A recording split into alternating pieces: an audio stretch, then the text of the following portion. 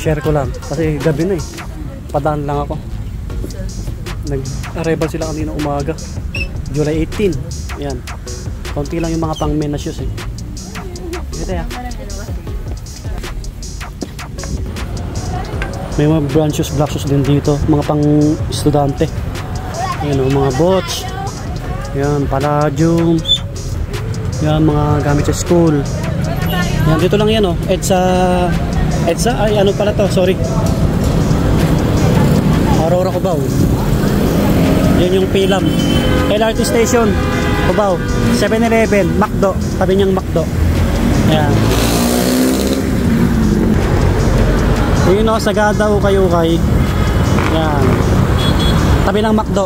LRT station, Cubao, Aurora.